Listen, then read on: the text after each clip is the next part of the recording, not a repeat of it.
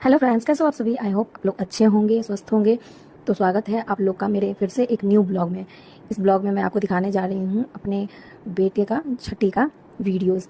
तो उसका छठी कैसे कैसे मना, हम लोगों में छठी कैसे कैसे होता है, आप देखना चाहोगे तो देख सकते हो। सबसे पहले हम लोगों में छठी होता है तो पूजा जाता है। पूजने के बाद उसके बाद हम लोग को बच्चे को गोद में रख के ही खाना खाया जाता है।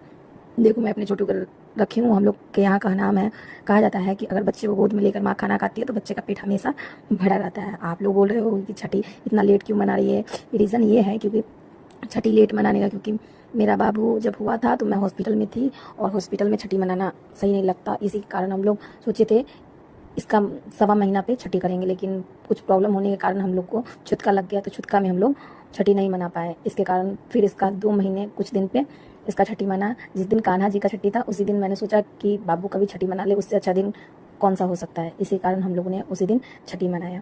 तो देखिए हम लोग में कैसे छठी होता है। और मेरे ससुराल में जैसे जैसे होता है वैसे वैसे मेरी मम्मी ने बताया। मैं तो ससुराल में रहती नहीं हूँ, तो मेरी बड़ी भाभी ने जैसे जैसे बोला था वैसे वैसे मेरी मम्मी ने करवाया।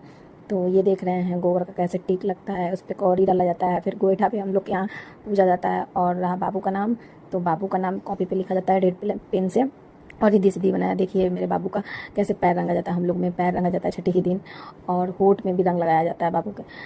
तो ये मेरी मम्मी है जो बाबू का पाँव कलर कर रही। कितना सुंदर लग रहा है, छोटा छोटा सा पाँव, कितना क्यूट लग रहा है ना। बच्चों का पैर हाथ बहुत सुंदर लगता है। और हम लोग के यहाँ छठी जब बनता है तो बच्चे को रेड या येलो कपड़े में लपेट कर ही उसको सुलाया जाता है। और सुलाने के बाद उसके पीठ पे दिया जलाया जाता है। ये देखो भाभी रिद्धि सिद्धि बना रही है, इस पे क्या कहते हैं कॉपी पे। और देखो ये भाभी कैसे तो ढक के रखी हुई है बाबू को। छोटा तो है नहीं कि नहीं चुप चुप रहेगा, ये बड़ा हो गया इसलिए रोता है, मैं। और उसके बाद ये देखो मेरी बहन काजल सीख रही है। हम लोग में मासी या बुआ काजल सीखती है, तो इसकी बुआ यहाँ है नहीं तो इसकी मासी ही काजल सीख रही है। हम लोग के यहाँ काजल सीखने का रस्म होता है जिसमें कुछ नेक भी दिया जाता है, या मासी हो या बुआ हो, जो भी हो उन लोगों को नेक मिलता है। ये देखो बाबू को कैसे सुलाई है और सुलाया जाएगा, उसके ऊपर से दिया रखा जाता है हम लोग के यहाँ। और उसके बाद ताली बजाया जाता है।